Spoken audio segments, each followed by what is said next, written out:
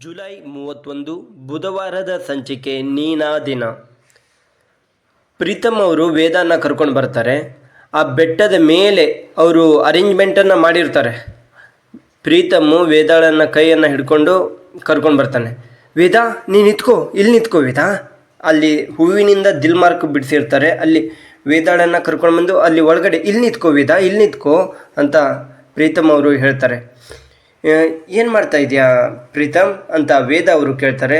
ನೋಡು ಈ ಸೆಟಪ್ ಎಲ್ಲ ಹೇಗಿದೆ, ಚೆಂದ ಇದೆಯಲ್ಲ, ಗಾಳಿ ಎಲ್ಲ ಚೆನ್ನಾಗಿ ಬರ್ತಾ ಇದೆಯಲ್ಲ, ನೋಡು ಈ ಮಂಟಪ ನೋಡು ಹೇಗಿದೆ ಅಂತ ಪ್ರೀತಮ್ ಅವರು ಹೇಳ್ತಾರೆ. ವೇದ ಅವರು ನೀನು ಫೋನ್ ಮಾಡು ಅಂತ ಹೇಳ್ತಾರೆ. ಹುಡುಗಿಗೆ ಫೋನ್ ಮಾಡು. ಪ್ರೀತಮ್ ಹೇಳಿರ್ತಾನಲ್ಲ, ಒಂದು ಹುಡುಗಿನ ನಾನು ಹುಡುಗಿನ ತೋರಿಸ್ತೀನಿ ನಾನು ಅಂತ ಕರ್ಕೊಂಡು ಬಂದಿರ್ತಾನೆ. ಆಗ ಫೋನ್ ಮಾಡು ಅಂತ ಅಂದಾಗ ಸುಮ್ಮನೆ ಕಿಶೆಯಿಂದ ಫೋನ್ ತೆಗೆದು ಹಲೋ ಡಾರ್ಲಿಂಗ್ ಎಲ್ಲಿದೆಯಾ, ಬೇಗ ಬಾ ಡಾರ್ಲಿಂಗ್ ಅಂತ ಹೇಳ್ತಾರೆ. ಹಾಂ ಸಿಕ್ಬಿಟ್ರು ನನಗೆ, ನನ್ನ ಹುಡುಗಿ ಸಿಕ್ಬಿಟ್ಲು ಅಂತ ಹೇಳಿ ವೇದನ ಹತ್ರ ಬರ್ತಾರೆ. ಹೇಯ್ ನೀನು ನನ್ನ ಹೆಂಡ್ತಿ, ನಾನು ನಿನ್ನನ್ನು ಪ್ರೀತಿಸಿದ್ದು, ಅಷ್ಟೆಲ್ಲ ಪ್ರೀತಿಸಿದ್ದು ನಾನು, ನೀನೇ ನನ್ನ ಹೆಂಡ್ತಿ ಆಗಬೇಕು ಅಂತ ಪ್ರೀತಮ್ ಅವರು ಹೇಳ್ತಾರೆ. ಪ್ರೀತಮ್ ಏನು ಮಾತಾಡ್ತಾ ಇದೀಯಾ ನೀನು ಅಂತ ವೇದ ಅವರು ಕೇಳ್ತಾರೆ. ನಾನು ಇಷ್ಟು ವರ್ಷ ನಿನಗೋಸ್ಕರ ಕಾದಿದ್ದೀನಿ, ಹುಚ್ಚಿನ ಹಾಗೆ ನಿನ್ನನ್ನು ಪ್ರೀತಿಸ್ತಿದ್ದೀನಿ ನಾನು ಅಂತ ಪ್ರೀತಮ್ ಅವರು ಹೇಳ್ತಾರೆ. ಹಾಗೆ ಮುಂದೆ ಬಂದು ವೇದ ಇಲ್ಲಿ ನಾನು ನಿನ್ನ ಇಲ್ಲಿ ಇಟ್ಕೊಂಡಿದ್ದೀನಿ ವೇದ, ಎದೆಯಲ್ಲಿ ತೋರಿಸ್ಕೊಂಡು ಹೇಳ್ತಾರೆ ಪ್ರೀತಮ್ ಅವರು. ಅಷ್ಟು ಪ್ರೀತಿಸ್ತೀನಿ ನಿನ್ನ ಅಂತ ಹೇಳಿ ವೇದನ್ನ ಆ ತಲೆ ಕೂದಲನ್ನು ಹಿಡ್ಕೊಂಡು ಈ ಕಡೆ ಕೇಳ್ತಾರೆ. ಹೀಗೆ ಹೇಳ್ತಾ ಇರ್ತಾರೆ.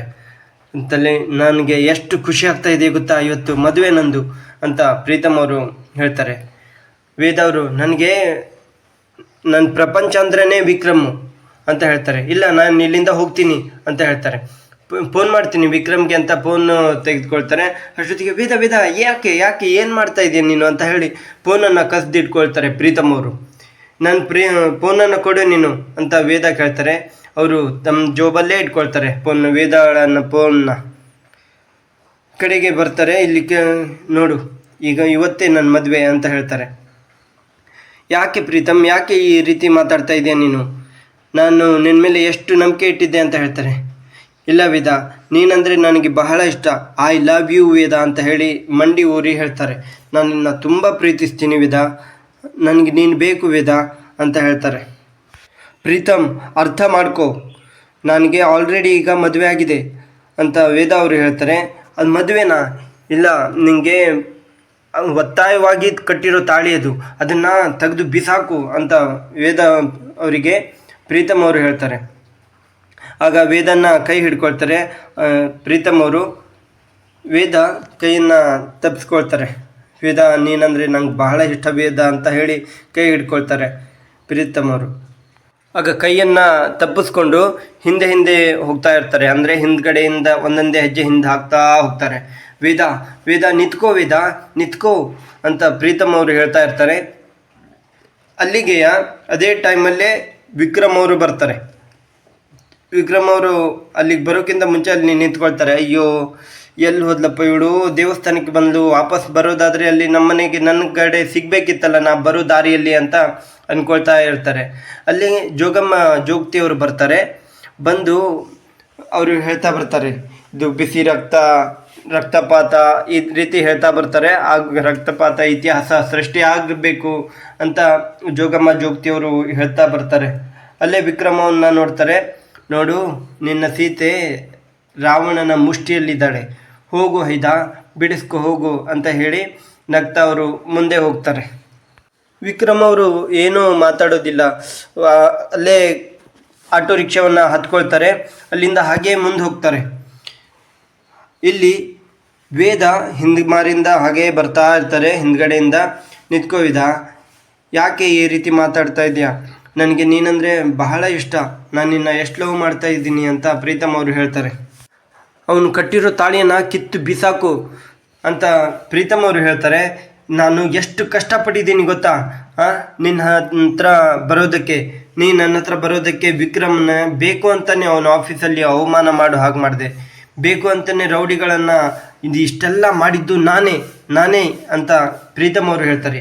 ನೋಡಿದ್ಯಾ ನಾ ಎಷ್ಟು ಕಷ್ಟಪಟ್ಟಿದ್ದೀನಿ, ಓ ಹಾಗಾದರೆ ಇದೆಲ್ಲ ಮಾಡಿಸಿದ್ದು ನೀನಾ? ನಾನು ನಿನ್ನ ಮೇಲೆ ಎಷ್ಟು ನಂಬಿಕೆಯನ್ನು ಇಟ್ಟಿದ್ದೆ, ಆ ನಂಬಿಕೆ ಎಲ್ಲ ಹಾಳು ಮಾಡಿಕೊಂಡೆ ನೀನು ಅಂತ ಹೇಳ್ತಾರೆ. ಅವರು ಪ್ರೀತಮ್ ಅವರು ವೇದ ಅವ್ರ ಕೈ ಹಿಡಿತಾರೆ, ಅಂದರೆ ಬಲವಂತವಾಗಿ ಕೈ ಹಿಡಿತಾರೆ, ನಿಂತ್ಕೋ ಅಂತ. ಇಲ್ಲಿ ನೋಡು, ಆಕಾಶನೇ ಮಂಟಪ, ಭೂಮಿನೇ ಚಪ್ರ, ಇಲ್ಲಿ ನೋಡು ಎಷ್ಟು ಚಂದ, ನಾ ಬಾ ತಾಳಿ ಕಟ್ತೀನಿ ಅಂತ ಹೇಳಿ ತಾಳಿನ ತೆಗಿತಾರೆ ಪ್ರೀತಮ್ ಅವರು. ಅದನ್ನು ತೆಗೆದು ಬಿಸಾಕು, ಅದರಲ್ಲಿ ಏನಿದೆ ಆ ತಾಳಿಯಲ್ಲಿ, 3rd ಕ್ಲಾಸ್ ರೌಡಿ ಕಟ್ಟಿರೋ ತಾಳಿ ಅದು ಅಂತ ಹೇಳ್ತಾರೆ. ನೋಡು, ನನಗೆ ನನ್ನ ಪ್ರಪಂಚ ಅಂದ್ರೇ ವಿಕ್ರಮ್ ಅಂತ ಹೇಳ್ತಾರೆ. ಆದರೂ ಒತ್ತಾಯವಾಗಿ ಅವ್ರಿಗೆ ತಾಳಿ ಕಟ್ಟೋದಕ್ಕೆ ಹೋಗ್ತಾರೆ. ಇಲ್ಲಿ ಜಯಮ್ಮ ಅವ್ರ ಮನೆಯಲ್ಲಿ ಜಗನ್ನಾಥ ವಸು ಅವರು ನಿಂತ್ಕೊಂಡಿರ್ತಾರೆ. ತಿಂಡಿ ಹಾಕ್ಕೊಡ್ತೀನಿ ಅತ್ತೆ ಅಂತ ಹೇಳ್ತಾರೆ ವಸುಗೆ. ಅವಾಗ ಹೋಗ್ತಾರೆ ವಸು, ಆತೆ ನೀವು ಇಲ್ಲೇ ರೀ, ನಾನು ತಿಂಡಿ ಹಾಕ್ಕೊಂಡು ಬರ್ತೀನಿ ಅಂತ ಹೇಳ್ತಾರೆ. ಬೇಡ, ನನಗೆ ಯಾಕೋ ಬೆಳಗಿಂದ ಸಂಕಟ ಆಗ್ತಾ ಇದೆ, ವಿಕ್ರಮ್ಗೆ ಫೋನ್ ಮಾಡು ಅಂತ ಹೇಳ್ತಾರೆ. ವಸು ಅವರು ಫೋನ್ ಮಾಡ್ತಾರೆ. ವಸುವ್ರಿಗೆ ಫೋನ್ ಮಾಡಿದ ನಂತರ ಹೇಳ್ತಾರೆ, ಇಬ್ಬರಿಗೂ ತಾಗ್ತಾ ಇಲ್ಲ, ವೇದಾಗೂ ಫೋನ್ ಹೋಗ್ತಾ ಇಲ್ಲ, ಅವರು ಎತ್ತಾ ಇಲ್ಲ, ಇವರು ಫೋನ್ ರಿಸೀವ್ ಮಾಡ್ತಾ ಇಲ್ಲ ಅಂತ ಹೇಳ್ತಾರೆ. ಅಯ್ಯೋ ಹಾಳಾದ್ದು, ನನ್ನ ಎಡ್ಗಣ್ಣು ಹಾರ್ತಾ ಇದೆ ಅಂತ ಹೇಳ್ತಾರೆ. ವಸು ಅವರು, ಹೌದಾ ಎಡ್ಗಣ್ಣು ಹಾರ್ತಾ ಇದೆಯಾ ಅಂತ ಹೇಳ್ತಾರೆ. ಜಗನ್ನಾಥ್ ಅವರು, ಯಾಕಮ್ಮ ಏನಾಯಿತು? ನನಗೆ ಚಿಕ್ಕವಳಿದ್ದಾಗ ನಮ್ಮ ತಾಯಿ ಹೇಳ್ತಾ ಇದ್ರು, ಎಡ್ಗಣ್ಣು ಹಾರ್ತಾ ಇದ್ದರೆ ನಮ್ಮನೆಯಲ್ಲೇ ನಮ್ಮವರಿಗೆ ಏನಾದರೂ ಆಗುತ್ತೆ, ಅಂದರೆ ಏನಾದರೂ ಸಮಸ್ಯೆ ಉಂಟಾಗುತ್ತೆ ಅಂತ ವಸು ಅವರು ಹೇಳ್ತಾರೆ. ಇಲ್ಲಿ ಪ್ರೀತಮ್ ಒತ್ತಾಯ ಮಾಡ್ತಾ ಇರ್ತಾನೆ ವೇದಾಗೆ ತಾಳಿ ಕಟ್ಟೋದಕ್ಕೆ, ಅಂದರೆ ಕನ್ವಿನ್ಸ್ ಮಾಡ್ತಾನೇ ಇರ್ತಾನೆ. ನೋಡು ವೇದ, ನಿನ್ನ ಇಷ್ಟು ಪ್ರೀತಿಸ್ತೀನಿ ವೇದ, ನಾನು ನೋಡು ಲಾ ಮುಗಿಸ್ಕೊಂಡು ಬಂದು ನಿನ್ನ ಮದುವೆ ಆಗಬೇಕು ಅಂದ್ಕೊಂಡಿದ್ದೆ, ಅಷ್ಟರಲ್ಲಿ ನೀನು ಅವನನ್ನು ಮದುವೆ ಆದೆ, ಬಲವಂತವಾಗಿ ಕಟ್ಟಿರೋ ತಾಳಿ ಅದು ಅಂತ ಹೇಳ್ತಾನೆ. ನಿನಗೋಸ್ಕರ ನಾನು